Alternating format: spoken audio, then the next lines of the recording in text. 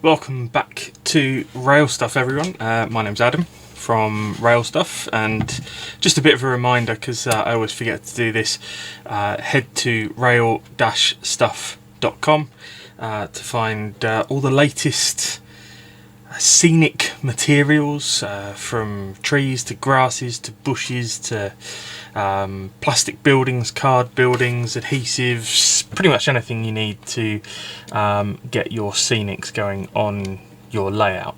That's one of the reasons that I do these videos, is just to highlight some of the stuff that we sell. But sometimes it's just about things that I enjoy doing as a modeler myself.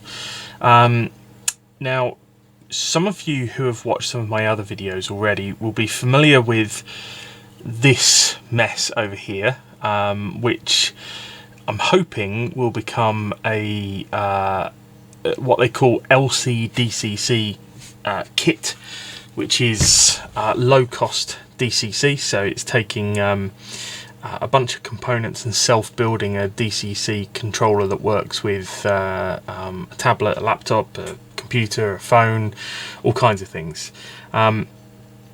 That's kind of what I'm talking about today, but what I'm mainly talking about is this thing here, because to be able to complete the DCC creation, I'm going to need a DCC train so that I can test it. So I need to take an old non-DCC ready locomotive, which is actually this rather fetching, oh dear, the cab's just fallen out, this rather fetching class 47 Network Southeast, and convert that into a hardwired DCC train. It's actually relatively simple to do. Now, I've looked at the compatible DCC modules with the LC DCC system, and the one that I've gone for is a Lay's 8-pin 4-function decoder, which is here. This one came from Mawson Models, who picked it up through eBay. Good price, nice quick delivery, so all good there. Just you know, if you need any scenic items, get them from me there. But we're going to take this module and we're going to hardwire it into this system here. There's a couple of things I'm going to need, one of them being this rather fetching wire stripper, which you can get from rail-stuff.com for a very reasonable price, I have to say. These things, I think, are like black magic. I still don't understand how they work, but yeah, these automatic wire strippers are an absolute lifesaver. So we're going to need that. We're going to need the good old soldering iron, which I've got just here. Going to need some solder as well, which I need to get out. And we'll use a couple of other bits as well, probably some little pliers and maybe a couple of other bits as well. But essentially, we're going to make this old thing into a new thing. So, there's a few things that we need to do in preparation. We're going to need to do some work with the decoder itself. So we're going to cut off the 8-pin connector, because we're not going to be using that because we haven't got anywhere for it to go. And there's actually only 4 wires that we're going to be using here. The see if I get this right, the red and the black for the pickups, and then the grey and the orange for the motor. Everything else I'm going to tape up into a neat bundle with the decoder itself, so then we've just got the 4 wires coming out of here. So I'll do that in just a second.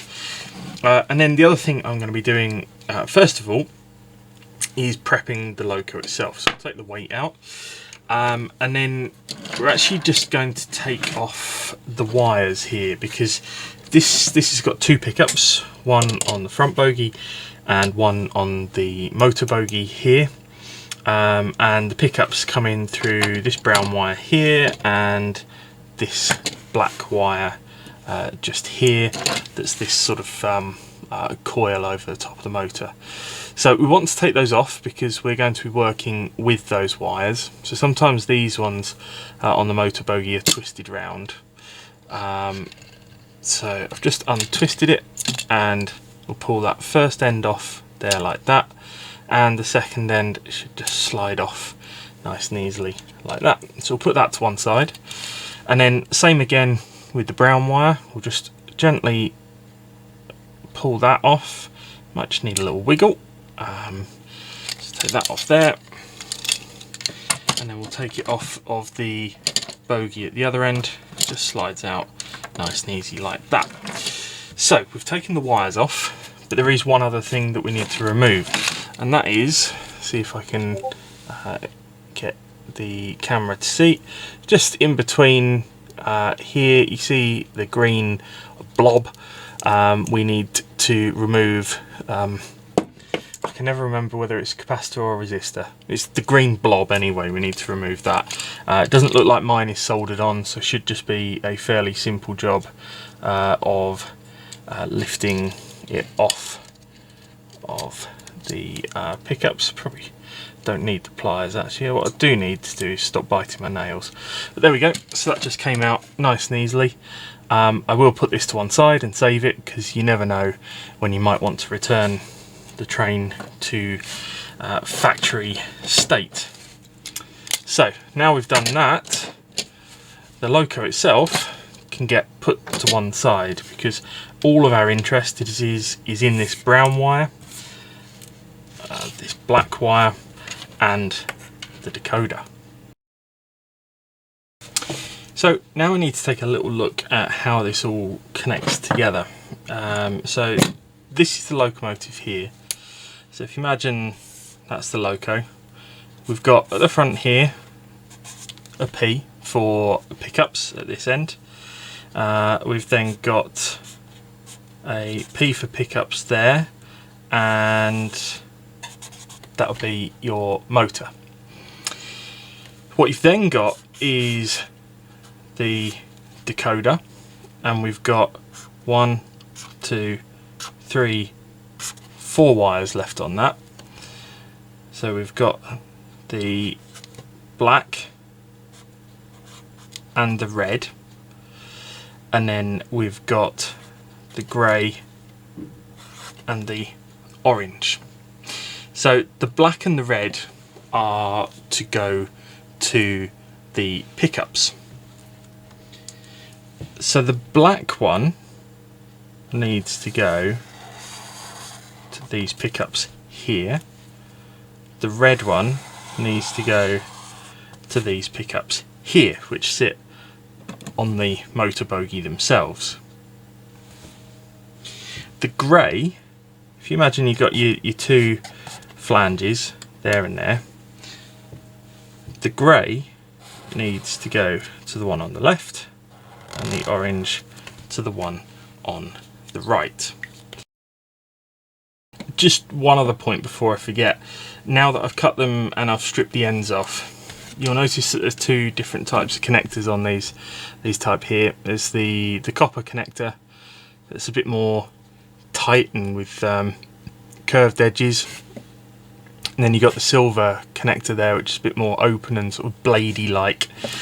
The silver one goes to the pickups, and the copper one goes to the motor. It's the same with the black one. You've got a silver one and a copper one, so just a reminder on that. Don't get those two mixed up. So this is the decoder, almost ready. I just need to put some tape on the joins. I'm gonna have to use the masking tape again, just for the benefit of finishing this video this evening. Please do not at me about my soldering. It's not great, but it gets the job done.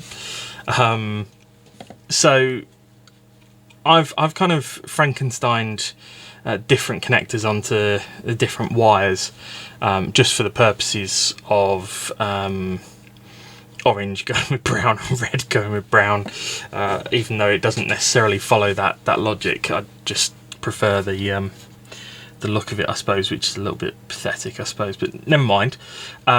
So I'm just going to tape these connectors up, and then you're going to watch me put it back into the train. Right, so now that I have sufficiently butchered those with a soldering iron and masking tape, honestly, get yourself some insulation tape before you do this. I will be going to the shops in the morning and getting some, but for the purpose of finishing this, it does the job. So let's just get our diagram back here. So what we know is, let's do the pickups first.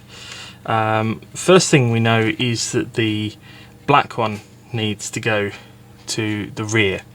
So we'll now just push fit that back in there.